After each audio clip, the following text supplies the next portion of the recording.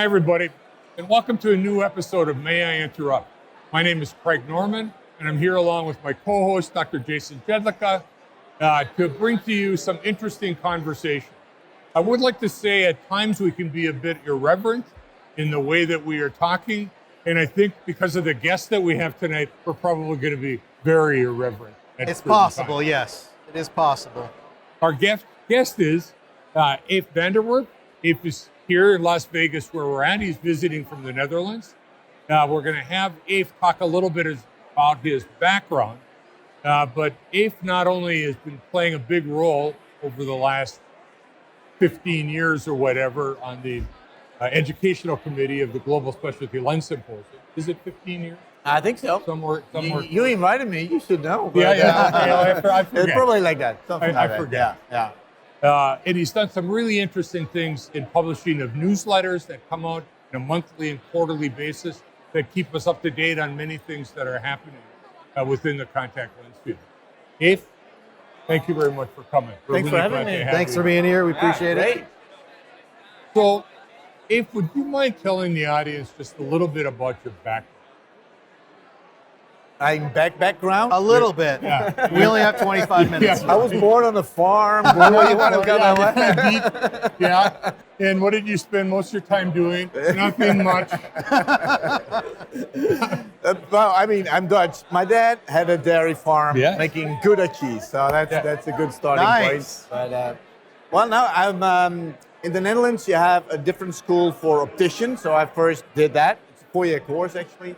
And then 4 years optometry, and then I started teaching, and I thought, well, maybe there's a little bit more to that, and then I did a PhD, and my interest obviously is contact lenses and specialty lenses, but when I did my PhD, it was on corneal topography and corneal lenses, so that's 20 years ago, and a lot of happened since, I think, in our industry. Well, I remember with your work, and then there was the whole thing about fluorescein patterns. Right. And evaluating that. Right.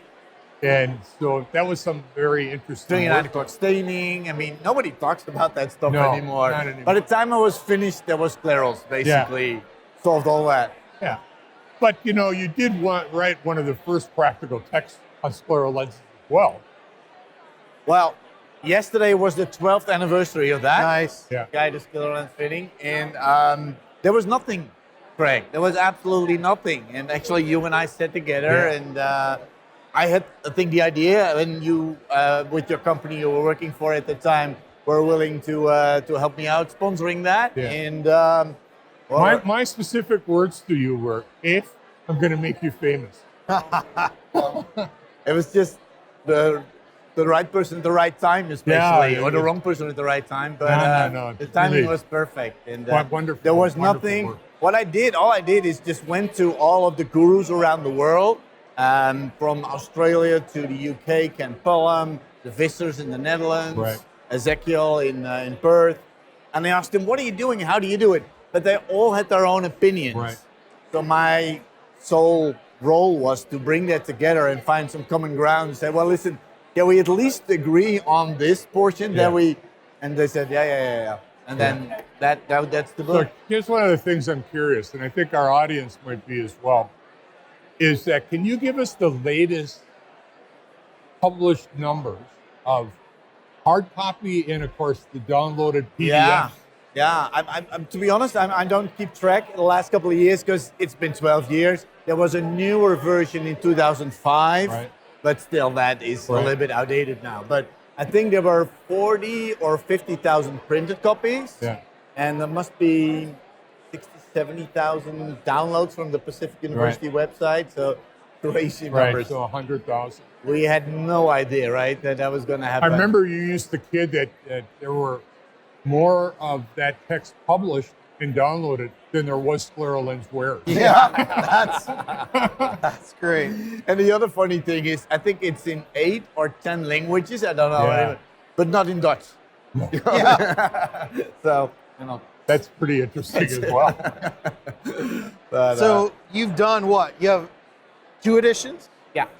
Third one due to be done in the next few years. No, I think others took over. There's really good scleral lens books now.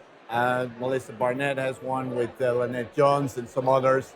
I don't want to overdo that. That was a very basic. Yeah. It wasn't even a book. We called it a guide, right? Yeah. Guide, yeah. Nobody knew anything, and we said, well, at least take these steps, and this is the basic knowledge you need, and that's surpassed. Although I hear people, even Dr. Jacobs today said, I still give it to my students. This is Right. a free resource online. Yeah. It's a good starting point. So if you were going to do a third edition, how much updating do we need in the scleral world? Are things changing since that first edition 12 years ago? I think a lot has changed. I got to say, there's a whole chapter on ocular surface shape already in the very first edition, and that is now hot. If we look around us here, we see topographers left and right. They can actually image the ocular surface. We didn't have that, so that is a major change. We have actually one of the older methods of fitting sclerals is taking an imprint. Yeah. Sure. And that is back in the game. Right. I mean, there's companies doing that. And but I think the biggest change is the whole solutions. We know so much more about how to deal with that.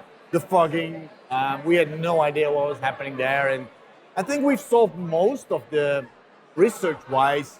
If you look at the meeting here, there's a lot on scleral lenses, but I think, to be quite frank, we've solved most of the major scleral lens issues. I mean, fogging is one, maybe IOP is something to dig a little bit deeper in, but other than that, and you've done a lot of work on ocular surface shape too, so that is almost standard now, right? And that has gone so fast in 10 years. It's amazing. I think it's fascinating too that all of the things that can be done to build a lens today, compared to 10 years ago at the same meeting, which everybody was just talking about, you can't believe I had a successful patient. I know, right? I know. And now, to me, it's amazing what between the lens designers, lens manufacturers, between freeform kinds of things, Yeah. the molding process. And in a way, They don't even look like lenses at times. Yeah. Right? True. And in a way, scleral lenses have bypassed corneal lenses because we were just at the beginning, like I said, working with topography to fit better corneal GP lenses. And that sort of took off, but not to the same extent as scleral lenses is now. In Europe, it is. In my country, in the Netherlands, I would say 95 of corneal GP lenses are based on topography. You do your topography, either you design your lens yourself or you send it to the company. So we're not doing trial sets and 0.5. Like if I remember one time you had told me that of the optometrists, contact lens fitting optometrists in the Netherlands, like 95% of them have topographers or some wild number like that. Yeah. No, it's not wild. It's the way it should be. Yeah. I'm always surprised That is how the way low it should be. how low it is here.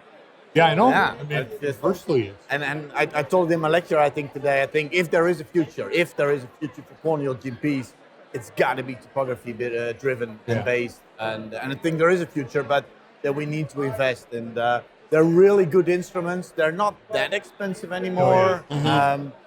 Maybe if we can combine it with axial length measurement or whatever, that makes it even more attractive. But yeah, if you're serious about specialty lens practice, contact lens practice, I think you got to do something with topography. well, you need a topographer or a profilometer. You know, we're here right next to the Oculus booth, and you know, some of the greatest instruments that are really available today. Yeah.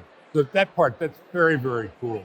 And then, of course, if the other thing I know that you've had a real hot button on the last few years is in the soft lens area and this whole sagittal height fitting philosophy. Yeah. And so do you have anything new to report on that?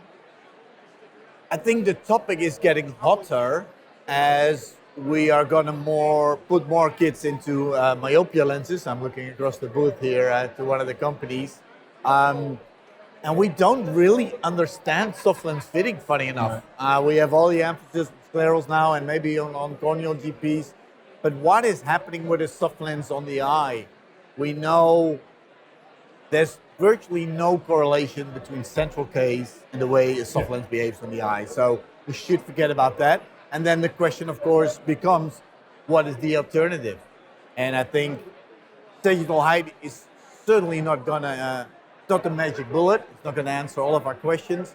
But in terms of understanding what is happening, it makes total sense.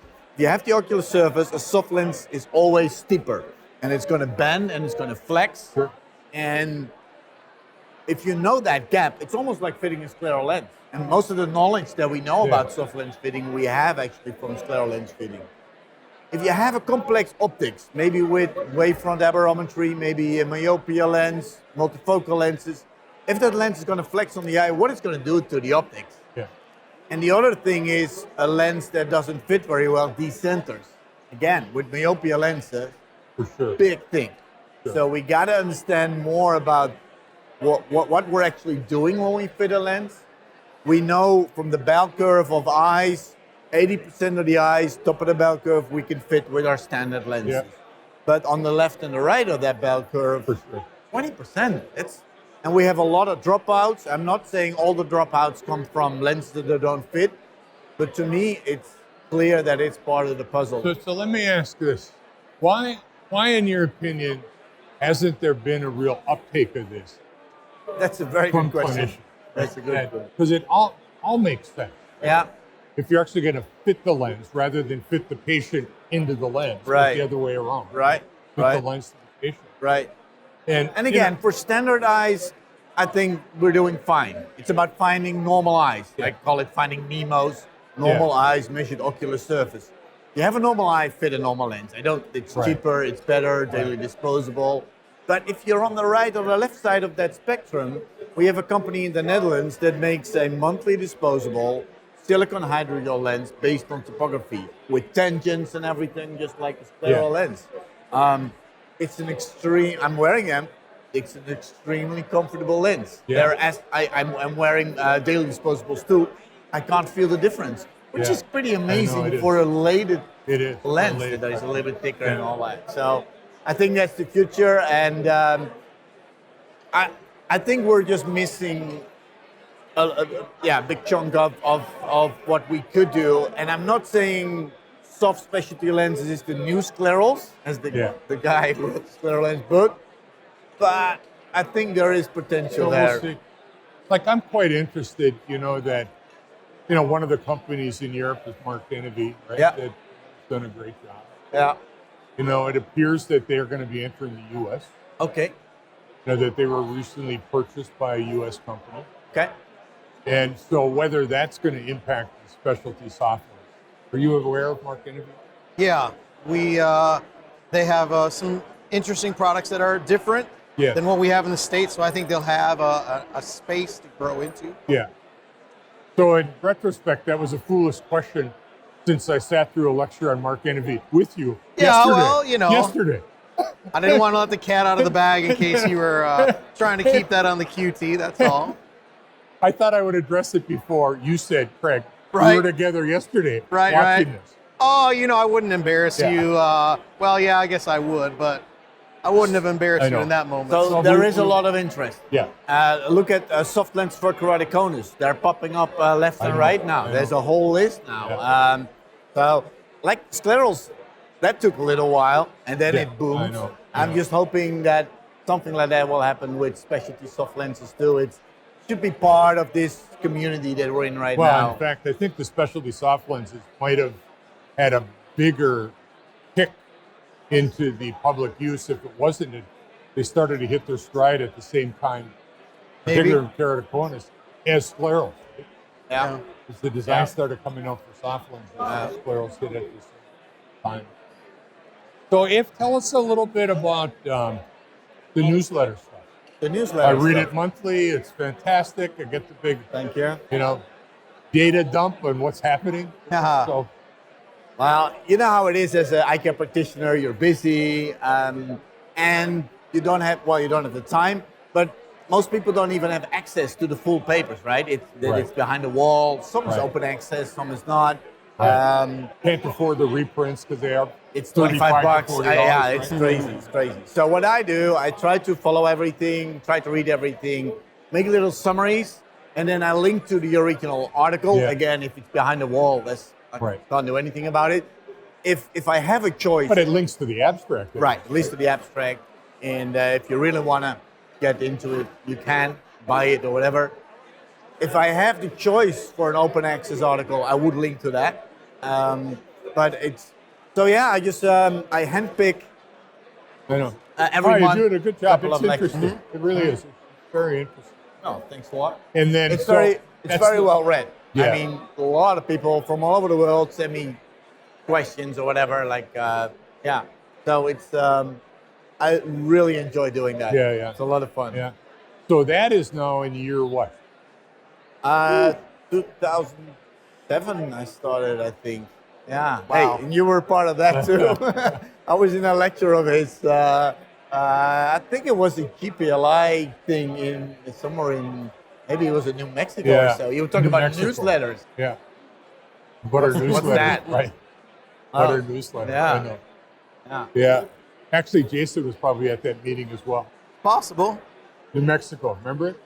Which one? I beat you in golf. I think Rob Oh, Rees, that one, yeah. That one. The only time I beat you in golf. That's why I remember it. I remember that one Rob vividly. Rees was still around. Yeah. Yeah. Yeah.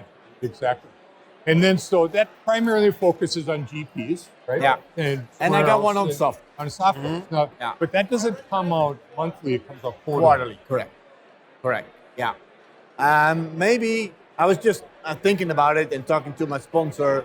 We could actually increase that because there's more and more More about stuff. specialty soft Yeah. lenses, more wavefront stuff as well. I was talking to a person yesterday here. He said he should be able to create a mold for a daily disposable customized lens. Just customize the mold Right. and then say how many lenses you want. 365. So there is stuff happening, but I don't have the time really to because it's very time consuming. Well, I mean, like for instance, in essence, Cooper's been doing that already. And they mold the back, cut the Okay. front. I mean, Yeah. so they have the ability Yeah. to cut down on the Yeah. manufacturing cost, Yeah. or it may be molding the whole thing, but you can get in 6 packs of lenses, highly customized lenses that are molded. And I think we should look at that back surface, like I said, the whole SAG story, and then trying to align that better. And then on the front, we had a session today with Steve Vincent from Yep.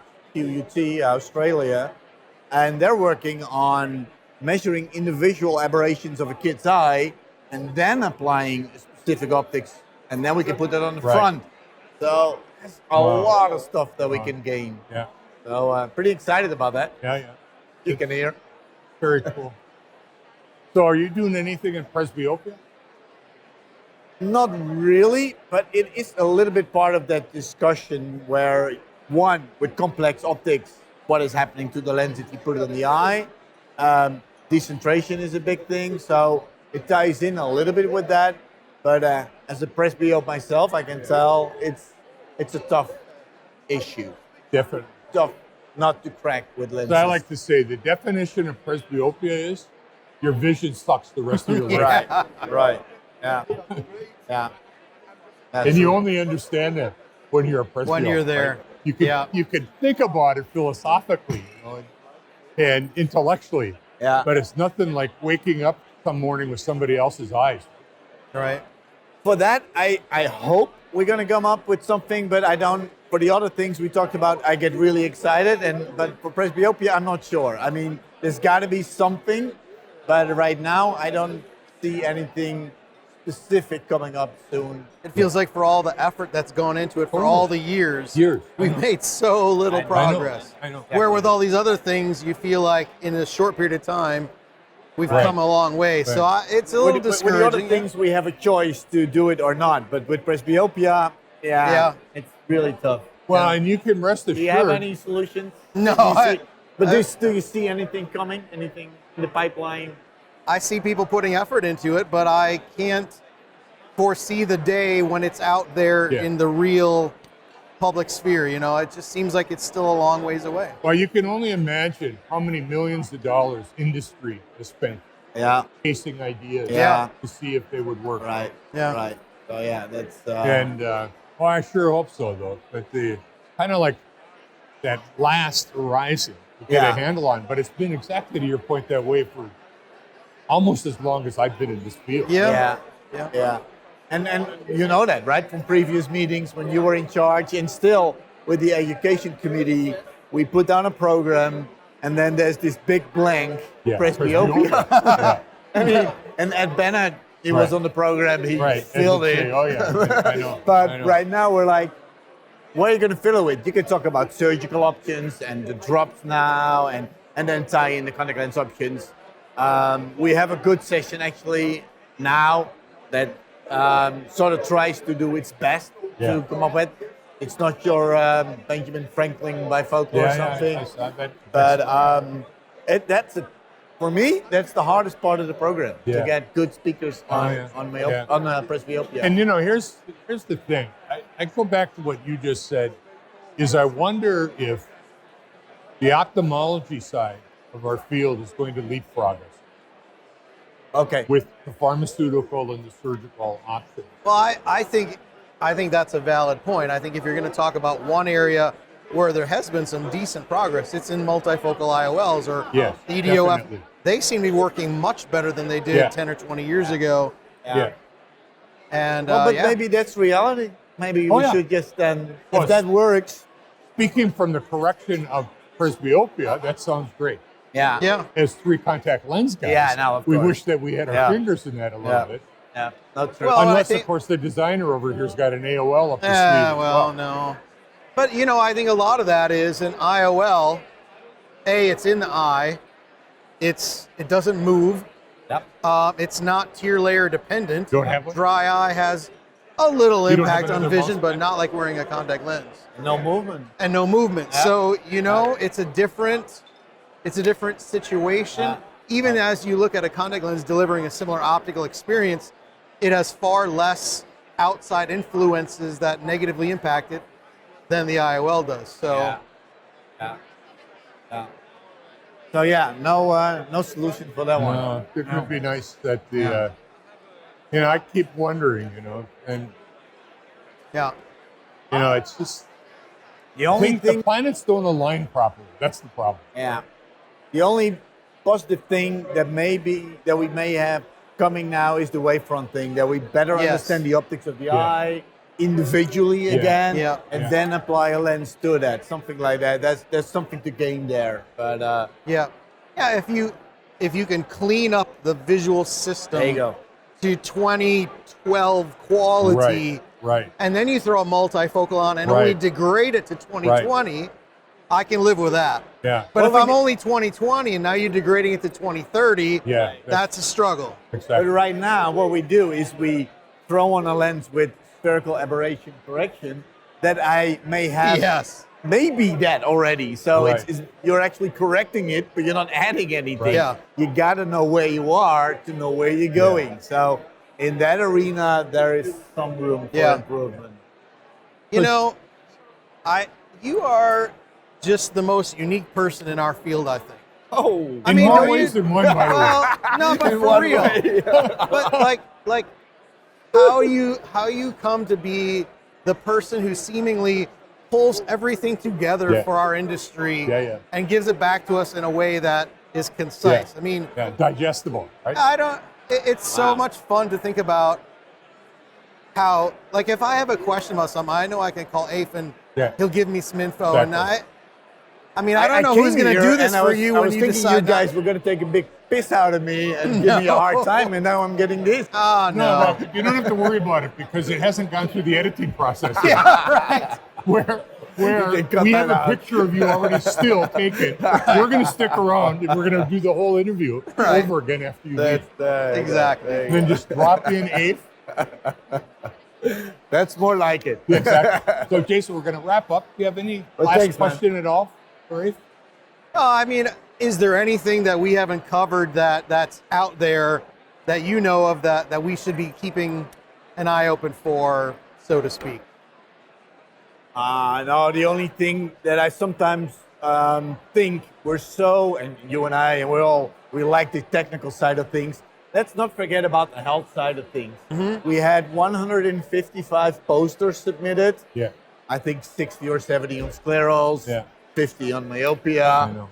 1 on solutions and care systems. Yeah. So That's part of. It's not as sexy maybe, but it's part of what we do. Yeah. Provide a safe lens to the patient. So let's not forget about that one. Yeah. Yeah, I think that is very much overlooked in many ways, and it's probably the culprit more often than we realize. I'm sure it is. So if we have a good parting gift for you, you have to use a mouse separate every day now, so you can think about Jason and Craig. Yeah, I wonder who I'm gonna. Exactly. That's We're going much more, to cover today. Right. It's the May I Interrupt mouse pad. They're on sale through the AIF newsletter. Yeah, I know. That's a good idea. Mine is not for sale. Yeah, right. AIF, anyways. Thank you so much. Keep up the great work. All right. You're doing a phenomenal job. Keep Thanks, it up. man. We need Thanks you. for being with us.